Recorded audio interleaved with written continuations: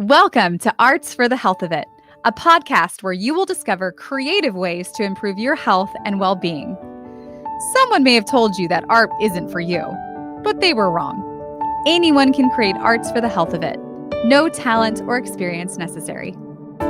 I'm just a little songbird, try to fly my way homeward with the melody, and I make the beat. Don't know where it'll take me, cause when I'm in the dark of night, I sing my way back to the light. Come along with me and your heart will see that a song changes everything. Oh, oh, oh. I could have talked to Corry MacDonald, who is the guest today I'd still be talking to her if I could. I know. I wish we didn't have a time limit. We could just keep talking. Well, we blew past our time limit on this one. We sure did. She's a Transpersonal Art Therapist, which I didn't have a clue what that was before meeting her. Same. But she's fascinating woman. Like, she's from Canada, but she's lived all over the world and has engaged with people in art making all over the world. And it was so good. I think one of my favorite parts was hearing about not a boot. She's from Canada. So about the different art forms are from everywhere that she's lived. I think that was so fascinating. And because it's also different. Yeah. And for those of you, which is all of us, that are experiencing stress right now, she helps people use the arts to deal with and express heavy and negative emotions so that they can move past them and move more freely in the world. So if you ever experience stress, you have to listen to this episode. And she has a book that she talks about, but she shares one of her exercises that's in that book. She shares at the end of this episode, so make sure you listen all the way through to the end. And if you want to participate in that activity, all you need is a piece of paper. I used crayons. Richard had oils, pastels. You can use markers, whatever. You just need colors. You just need colors, and you can enjoy the bliss that we all got to experience at this end of this episode. And if you've never had stress before, please contact us because we want to talk to you about that. We'll need to interview you. How are you doing that? Yes. So I want to give you a quick little biography on Corry. She believes we are meant to flow as the creative intelligence we are in order to leverage life's challenges such as stress, pain, triggers, and heavy emotions in real time for wisdom and new potentials rather than getting derailed by them. She has over 2 decades of cross-cultural experience of living abroad in 5 countries, and she loves teaching people how to uncover and activate their innate creative intelligence. And what I like especially is that she enjoys working with those who don't even realize the infinite wealth of creative power that they even have. So I love that she kind of unlocks that. Oh my gosh, that's one of my favorite things is when someone comes up to me and goes, I didn't even know I was an artist until this. And yes. And for little plug for her book, Life in Full Colors. She talks about it a little bit in this interview, but definitely go check it out. Just a gem of information. It's a long interview, but it's a really fun interview. We laugh a lot and we learn a lot. And she has already agreed to come back and talk because she's just so much fun. And she knows so much and has experienced so much. So here's the interview with Corry MacDonald for your listening and viewing pleasure. Yes. But you were born in Canada. Mm-hmm. Do you still have an accent? Oh my gosh. I still write A at the end of my sentences in my text. Like, pretty cold, eh? Yeah. So yes. And yeah. And I'm told when I say about an iron, I can't iron my clothes. I sound like a pirate. Iron. I was thinking of questions with that word in there. I'm from northern Wisconsin, so I have that same accent that I try. Hey. And so I try not to use it as much as possible. So I was trying to come up with questions that wouldn't make me use those words. Like, don't say talk about this or that. Yes. It'll be a 4-hour-long podcast just with the extra O's in some of the words that we have to pronounce. Is what's going to happen. But how long were you in Canada? Yeah. So I grew up in Canada, and then my husband and I got married super young. Like now that my kids are getting older, going off to university, I'm like, no wonder my mom freaked out when we said we're going to get married. We were 23 when we got married, and then we just had this strong feeling to go and live somewhere, not just travel through somewhere. There was something, thank God it was in both of us. So we went together and stayed together. And we ended up in Japan because everybody was going to Japan at that time.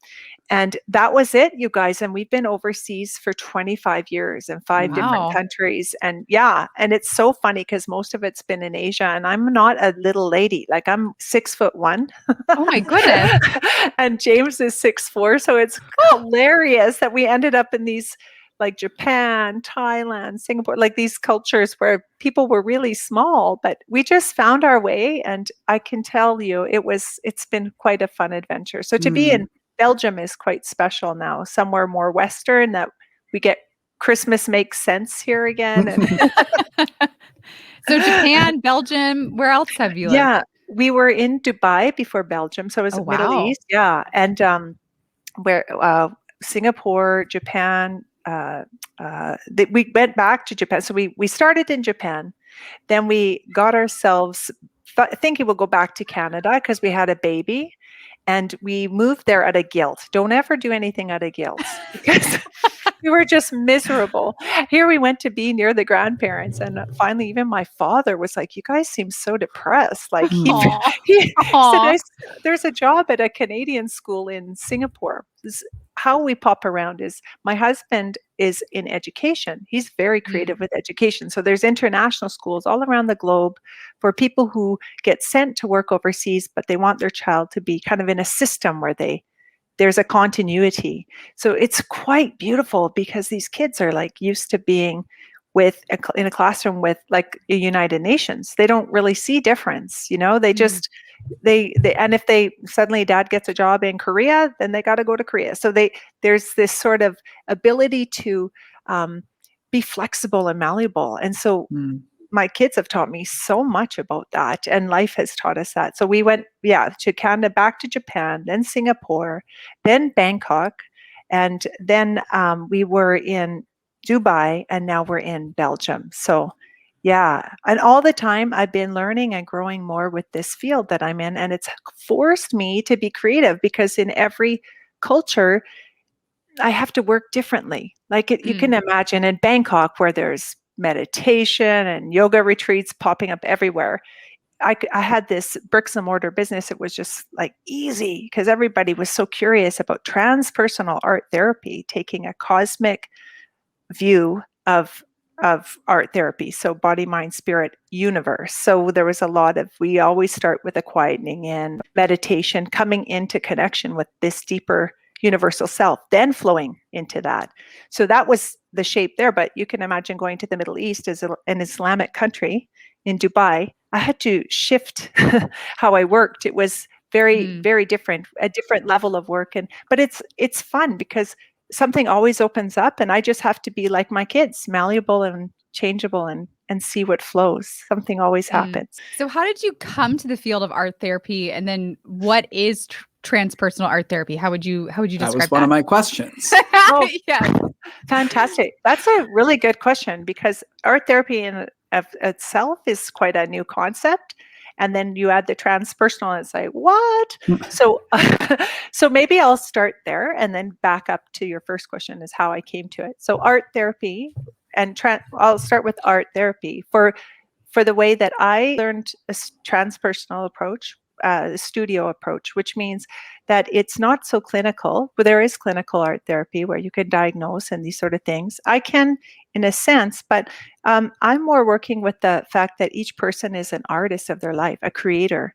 And so the art, in the terms of the art therapy I use, it's basically, think of it as instead of Picasso or art with a capital A that has to be just so, it's not that at all. Thank you for listening to Arts for the Health of It, a podcast produced by HeartSpeaker Art, creative support for patients and caregivers, in partnership with the National Organization for Arts and Health. You can help others learn about the healing power of the arts by subscribing, sharing, and reviewing the podcast wherever you listen or watch. The podcast is hosted by Richard Wilmore, co-hosted by Constanza Rader, and produced by Ivan Briones.